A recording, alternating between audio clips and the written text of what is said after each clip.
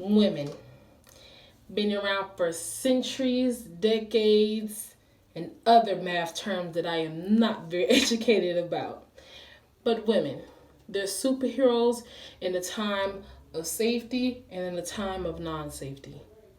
Women are nurses, doctors, women are even astronauts. Women are what make the world go round. Women is why I and you are here. So why take away women's rights? Hi, my name is Candace Gray, and I'm here to talk to you about pro-choice. Now, if you are not aware of what pro-choice is a group of people, or it can just be one individual that believes that women should have the right to get an abortion. Now, if you are not aware of what an abortion is, it's totally fine. It took me a few years to really understand what abortion was. Abortion is when a woman does not want to have a child and she is pregnant, and they use pills or they use like a little vacuum to help suck the baby out. But technically, what people get wrong that are anti-pro-choice, they get wrong is that, okay, the baby is alive, so why would you kill a dead baby? The baby isn't actually alive. You have up to 3 months to get rid of a baby, which is an abortion. So you have up to 3 months, which means the heart hasn't even began yet. They're still in the fetus and haven't really prospered as much as if they were at 4 months. Now, I'm not a mother, but I have done my research, and a baby is usually when the heart begins. And that's why they use 3 months, because up to 3 months, the heart will not begin to beat. So, that is what abortion is, and that is what pro-choice is. So, I'm here to persuade you all that we should keep abortions legal in all states in America, because some women are not ready to have children.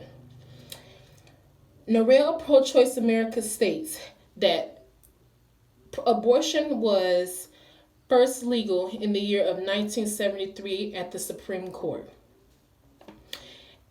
That happened when a woman was pregnant, and it was the Roe versus Wade case. And a woman was pregnant, and she's like, okay, I don't want to have a kid. And then we also have to think about the time of when the case happened. 1970s, which was still a time where women were looked down upon, where they were looked at as lower than men. And some women were even, some women were raped by men, which is obvious. Women have been getting mistreated by men our whole centuries, years, decades, all those other math terms of years and stuff. Women have been getting treated wrong. So this one woman was like, you know what? I don't want to have a kid by this guy. I want to get rid of it. And obviously, it wasn't really legal because people thought that if you had an abortion, you're killing a baby. But like I said, a baby is not officially a baby yet until the heartbeat begins. Then that's when you are killing a human baby. So that is what happened. National Abortion Federation states abortions are actually safe. They are actually safe. Women, the only way a woman could die in an abortion if it is done the illegal way. Now, I told you in the beginning that abortions are done in a medical way through a pill, a vacuum, a little small vacuum, not a huge vacuum. I don't want to scare you guys, but it is done in a medical way. Now, before the case of 1973, women would have to do abortions themselves. Some would have to use a hanger. Some would even drink and smoke, do all the kind of, crazy things to get rid of a child because they didn't have any access to real medical abortions. So people think that, if you have an abortion, you could die, you could hurt yourself. That's if you do it illegally, the illegally way. the non-medical way. I'm going to say that. The non-medical way.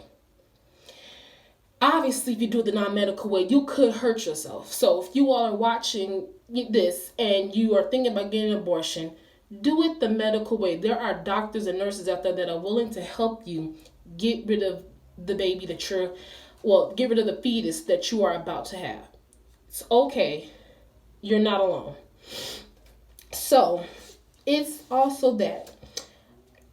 Now, here is a story about a true woman named Emily Jane Goodman. She was studying to become an attorney, and in college she got pregnant. And she was, towards the end of her year in college, she got pregnant. And after college, she was going to go on to her career. She already had a job set in for her after graduation. So after graduation, she was, finna go on and have her life. So she ended up getting pregnant. And she didn't want to keep the child because, like I said, she already had a job waiting for her. She wanted to begin her career. Now, I'm not saying a child will slow you down, but for certain people, a child will slow them down. That's why they believe, those people believe in getting abortions. So she said, and I quote unquote, she said, "To the world, I am an attorney who had an abortion. And to myself, I am an attorney because I had an abortion." I applaud her, and a lot of other people that are extremely pro-choice applaud her for that quote.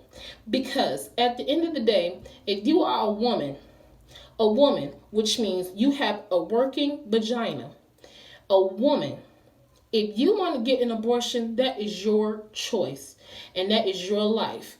Emily thought to herself, okay, if I had this baby, I might have to slow down on this, put the baby in daycare. It's a lot dealing with the child. A child is not an easy thing to do. A child is expensive. So she believed that, okay, you know what? Now is not a good time for me to have a kid. So I'm going to do it later on in my life. And she did it. But to the world, she looked like that was wrong, a sinner, all the other stuff. But to her, it is her life, her body, her choice.